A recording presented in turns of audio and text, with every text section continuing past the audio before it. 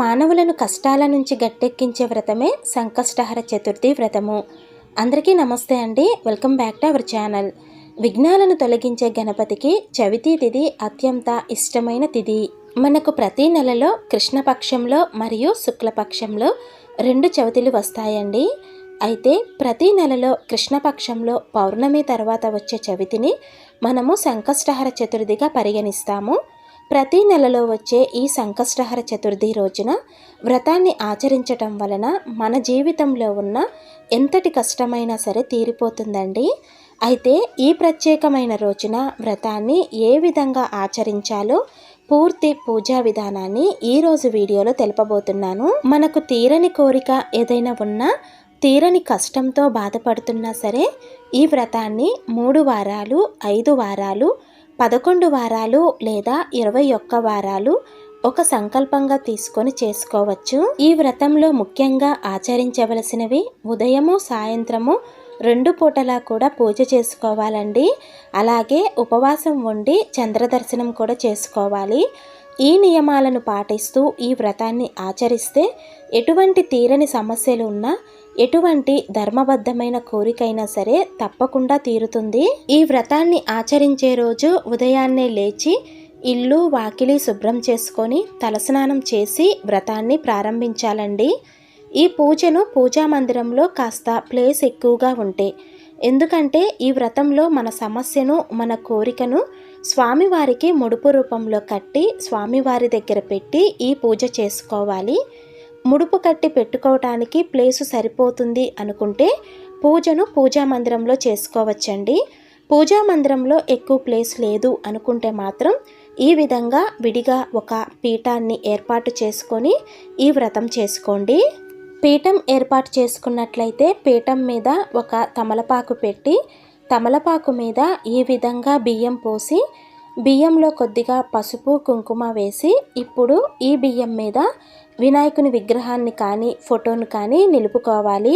ఈ బియ్యాన్ని పూజ చేసుకున్న మరుసటి రోజు అంటే పంచమి రోజండి పీఠాన్ని తీసినప్పుడు ఈ బియ్యం కూడా తీసి పక్కన పెట్టుకొని, ఇంట్లో మనకు ఎటువంటి ఆటంకం లేనప్పుడు ఏదైనా స్వీట్ చేసుకొని ఇంట్లో అందరూ కూడా ప్రసాదంగా స్వీకరించాలి. పూజలో పెట్టుకున్న వినాయకుని ఫోటోకి కానీ విగ్రహానికి కానీ గంధం రాసి బొట్టు పెట్టి పూలతో అలంకరించుకోండి. వినాయకుడికి తెల్ల జిల్లేడు పూలంటే మహాప్రీతికరమండి.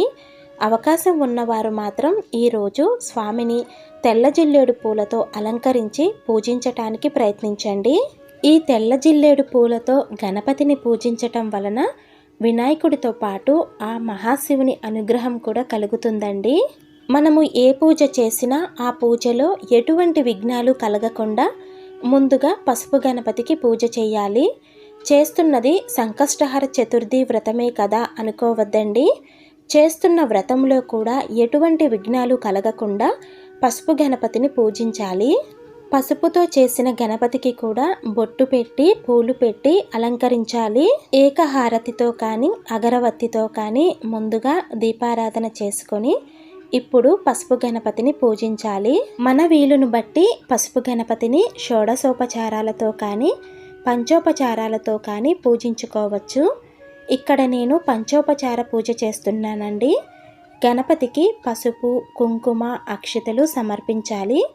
అలాగే పుష్పం, గంధం, ధూపం, దీపం, వస్త్రం సమర్పించి గణపతికి నైవేద్యంగా చిన్న బెల్లం ముక్కని కానీ పండ్లను కానీ సమర్పించవచ్చు. అలాగే తప్పకుండా గణపతి షోడశనామాలు చదువుకోవాలండి. గణపతి షోడశనామాలు స్క్రీన్ మీద ఇస్తున్నాను. తెలియని వాళ్ళు ఎవరైనా ఉంటే వారికి ఉపయోగపడుతుంది, ఒకసారి చూడండి. తరువాత ఈ పూజలో ఎంతో ముఖ్యమైన ముడుపును కట్టుకోవాలండి. ఈ ముడుపులో ఏ ఏ వస్తువులు వేసి ముడుపు కట్టాలి, కట్టిన ముడుపును ఎప్పుడు తీయాలి, ముడుపులో కట్టిన వస్తువులతో ఏమి చేయాలి అనే విషయాలకు సంబంధించిన పూర్తి వీడియో మన ఛానల్లో ఉందండి. వీడియో లింక్ కూడా నేను డిస్క్రిప్షన్లో ఇస్తాను, ఒకసారి తప్పకుండా చూడండి. మనము ఏ కోరికతో అయితే ఈ ముడుపు కడుతున్నామో ఆ కోరిక అనేది తప్పకుండా నెరవేరుతుందండి.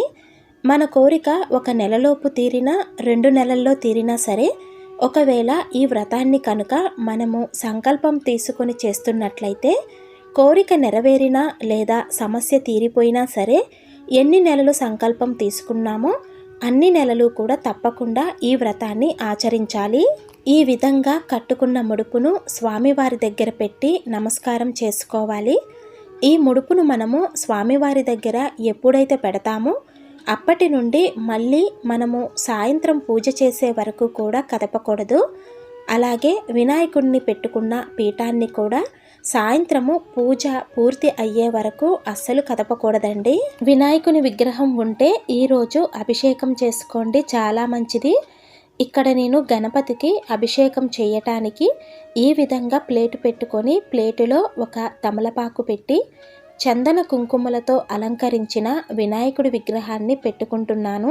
అభిషేకం చేసే ముందు వినాయకుడిని పుష్పాలతో అలంకరించి ఆ తరువాత అభిషేకం చేసుకోవాలి. గణపతికి ఇక్కడ నేను పసుపు కుంకుమతో అభిషేకం చేస్తున్నానండి.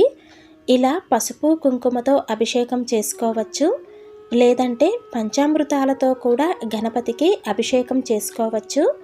మీ వీలును బట్టి, మీ అవకాశాన్ని బట్టి గణపతికి ఈరోజు అభిషేకం చేసుకోండి. ప్రతి నెలలో వచ్చే సంకష్టహర చతుర్థి రోజున విఘ్నేశ్వరుణ్ణి ఒక్కొక్క నామంతో పూజిస్తాము.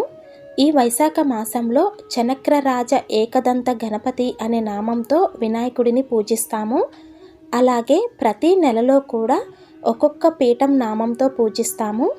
ఈ వైశాఖ మాసంలో శ్రీచక్ర పీఠం నామంతో పూజిస్తామండి. మనము ఈ పూజను ప్రతి మాసము కృష్ణపక్షంలో అంటే పౌర్ణమి తరువాత 3-4 రోజుల్లో చవితి తిథి వస్తుందండి. మనకు ప్రదోషకాల సమయమునకు అంటే సాయంత్రము సూర్యాస్తమయం సమయంలో చవితి ఎప్పుడు ఉంటుందో ఆ రోజున మనము సంకష్టహర చతుర్థి వ్రతాన్ని ఆచరించాలి. ఈ సంకష్టహర చతుర్థి మంగళవారం రోజు కనుక వస్తే అది ఎంతో విశేషమైన రోజుగా పరిగణిస్తారు. మంగళవారంతో కలిసి వచ్చిన సంకష్టహర చతుర్థిని అంగారక సంకష్టహర చతుర్థి అంటారండి. జీవితంలో ఇప్పటి వరకు ఈ వ్రతాన్ని ఆచరించలేదు అనుకున్నవారు, అదేవిధంగా మొదటిసారిగా ఈ వ్రతాన్ని ప్రారంభించాలి అనుకున్నవారు మంగళవారంతో కలిసి వచ్చిన సంకష్టహర చతుర్థి రోజు ప్రారంభిస్తే చాలా మంచిదండి. అభిషేకం చేసిన తరువాత గణపతికి కర్పూర నీరాజనం సమర్పించాలి. తరువాత గణపతి విగ్రహాన్ని శుభ్రంగా కడిగి తుడిచి చందన కుంకుమలతో అలంకరించి పూజలో పెట్టుకోవటానికి సిద్ధం చేసుకోవాలి. ఈ రోజు వ్రతంలో గణపతిని షోడశోపచారాలతో పూజించాలి. షోడశోపచార అంటే 16 ఉపచారాలతో గణపతిని పూజించటము.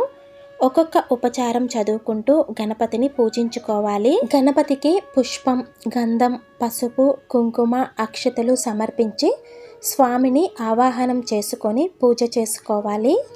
అలాగే ఈరోజు వ్రతంలో తప్పకుండా సంకటనాశన గణేష స్తోత్రము, గణేష అష్టోత్తరాలు చదువుకుంటూ గణపతికి అలాగే ముడుపుకి కూడా పూజ చేసుకోవాలి. స్తోత్రాలు చదవటం రాని వారు ఓం గన్ గణాధిపతయే నమః అనే మంత్రాన్ని మనసులో 108 సార్లు తలుచుకుంటూ కూడా ఈ వ్రతాన్ని చేసుకోవచ్చండి.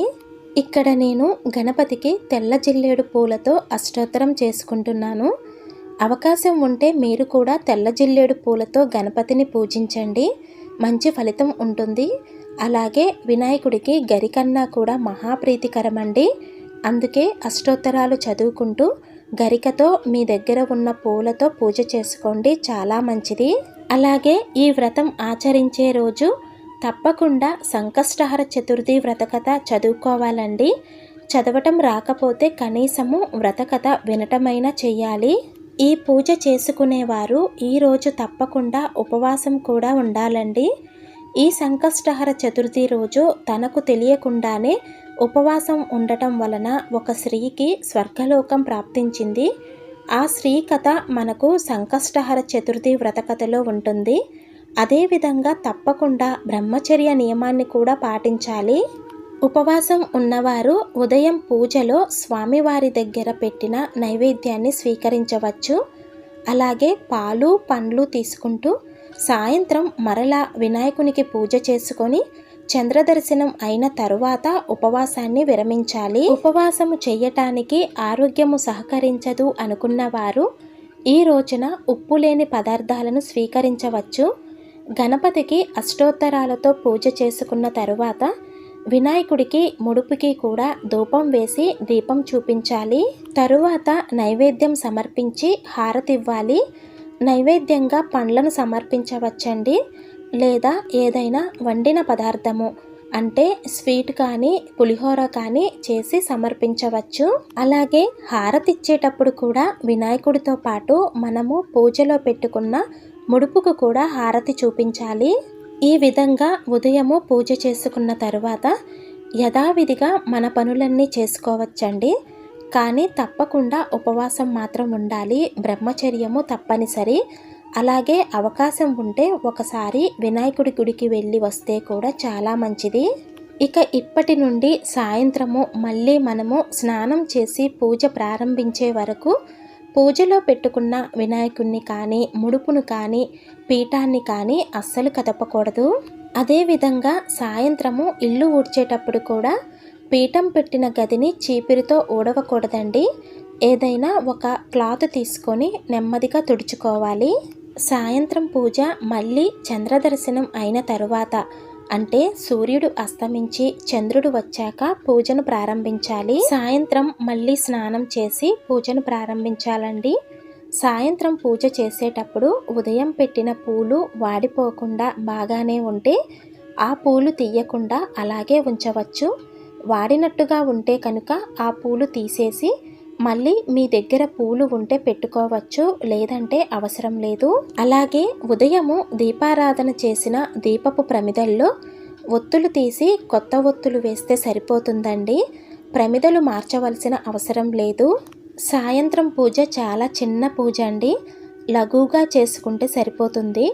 వినాయకుణ్ణి పూలతో అలంకరించుకొని ముందుగా దీపారాధన చేసుకోవాలి. పూజ లఘువుగా చేస్తున్నాము కాబట్టి గణపతికి పంచోపచార పూజ చేసుకుంటే సరిపోతుంది. వినాయకుడికి పుష్పము, గంధము, ధూపము, దీపము చూపించాలి. అలాగే పూలతో కానీ గరికతో కానీ గణపతి అష్టోత్తరాలు చదువుకుంటూ పూజ చేసుకోవాలి. అష్టోత్తరాలతో పూజ చేసుకున్న తరువాత గణపతికి నైవేద్యాన్ని సమర్పించి నైవేద్యం మీద కొన్ని నీటి చుక్కలు చల్లి గణపతికి 5 సార్లు చూపించి నమస్కారం చేసుకోవాలి. నైవేద్యం అనంతరం వినాయకుడికి కర్పూర నీరాజనం ఇవ్వాలి. పూజ పూర్తయిన తరువాత చంద్రదర్శనం చేసుకొని చంద్రునికి అర్ఘ్యమిచ్చి చంద్రునికి నమస్కారం చేసుకొని ఉపవాస విరమణ చేయాలండి. సాత్వికమైన సాధారణ ఆహారం మాత్రమే తీసుకోవాలండి. నాన్ వెజ్ అనేది అస్సలు తినకూడదు. ఈ పూజ మనకు సాయంత్రం సమయంలో పూర్తవుతుంది కాబట్టి పూజ అయిపోయాక పీఠాన్ని, దేవుని ఫోటోని, విగ్రహాన్ని కదిలించకూడదండి. మరుసటి రోజు ఉదయము మరలా స్నానం చేసి అప్పుడు పీఠాన్ని, దేవుని ఫోటోని, విగ్రహాన్ని తీసి భద్రపరచుకోవాలి. అలాగే పీఠం తీసేంత వరకు కూడా బ్రహ్మచర్య నియమాన్ని తప్పకుండా పాటించాలి. తెలుసుకున్నారు కదండి సంకష్టహర చతుర్థి వ్రతాన్ని ఏ విధంగా ఆచరించాలి అనే పూర్తి విషయాల గురించి. ఈ వీడియో మీలో కొంతమందికైనా యూజ్ అవుతుందనే అనుకుంటున్నాను. వీడియో నచ్చితే లైక్ చేయటం మర్చిపోకండి. అలాగే మీ ఫ్రెండ్స్కి, మీ ఫ్యామిలీ మెంబర్స్కి కూడా తప్పకుండా షేర్ చేయండి. అదేవిధంగా నా ఛానల్ని కూడా సబ్స్క్రైబ్ చేసుకొని నన్ను కూడా సపోర్ట్ చేస్తారని ఆశిస్తున్నాను. శ్రీమాత్రే నమః.